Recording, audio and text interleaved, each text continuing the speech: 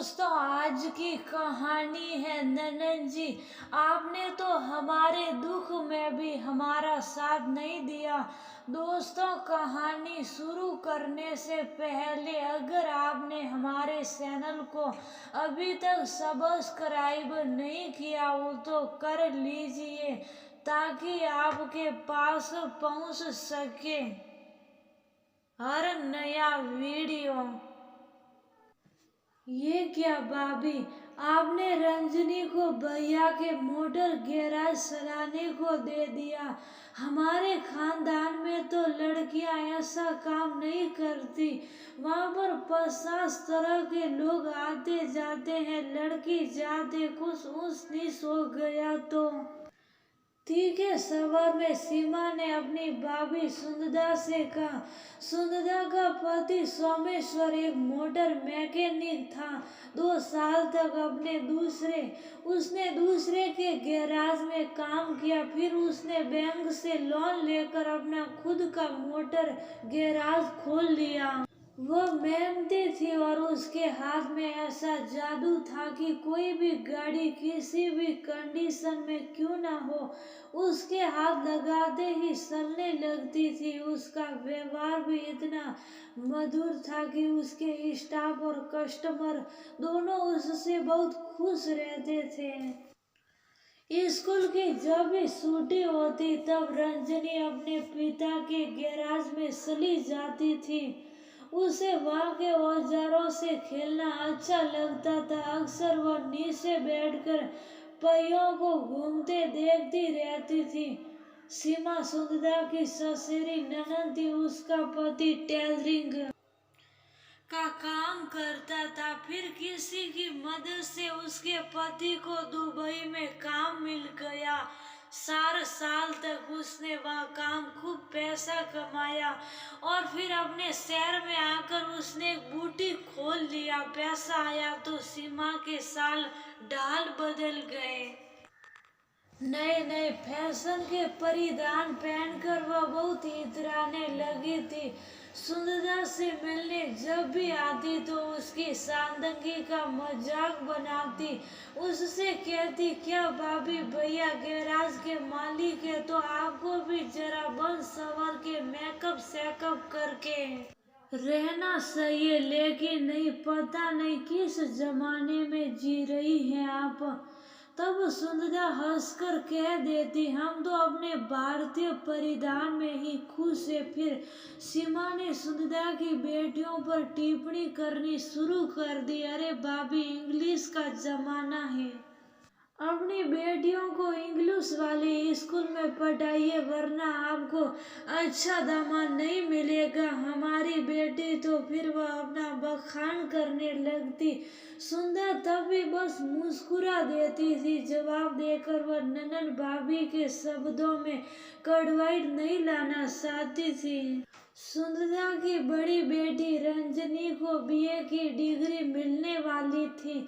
उसने पिता को अपने कॉलेज में आने को कहा था। सोमेश्वर ठीक समय पर गैराज से मोटरसाइकिल लेकर निकले थे।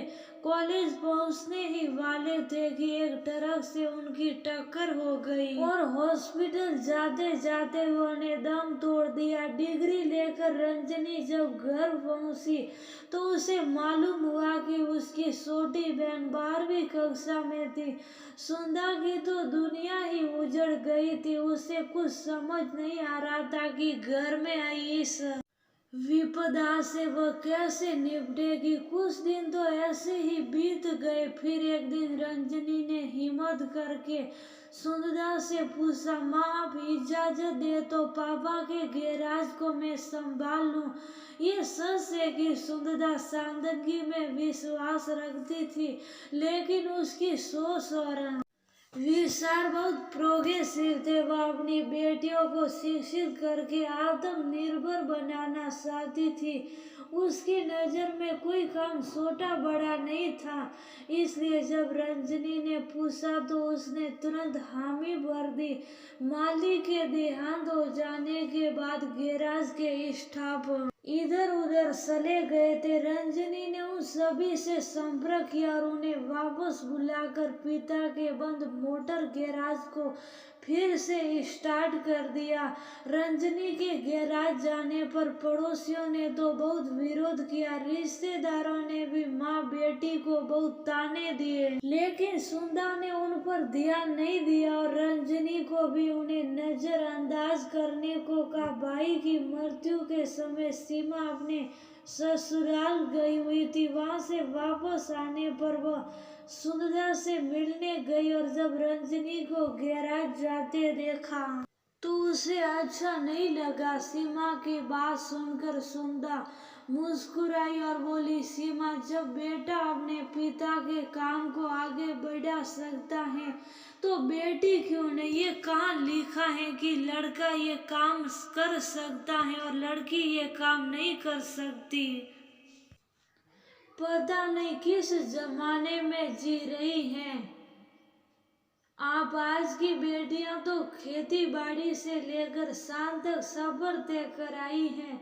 रंजनी को तो सिर्फ गैराज तक ही जाना होता है, काम तो उसका स्टाफ करता है। आपको तो खुश होना चाहिए कि आपकी भतीजी अपने दम पर खड़ी है।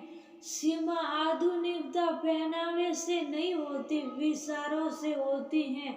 आप भी अपनी सोच का थोड़ा विस्तार कर दीजिए।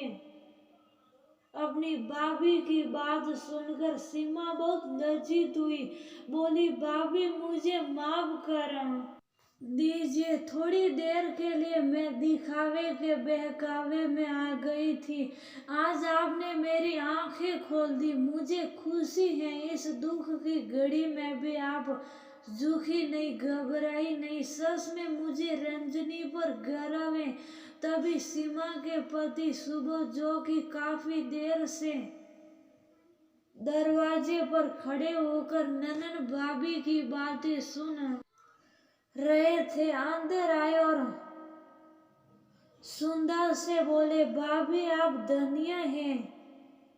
अपने सुंदर विचारों से आपने बेटियों को आगे बढ़ाया है और मेरी पत्नी की आंखों पर पड़ा झूठे दंभ के पर्दे को भी हटा दिया।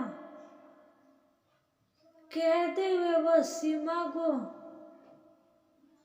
देखकर मुस्कुराए तो सुंदरा को हंसी आ गई। फिर तो सीमा भी अपनी हंसी नहीं रोक पाई। दोस्तों, अगर आपको ये वीडियो पसंद आया हो तो सब्सक्राइब जरूर कर देना।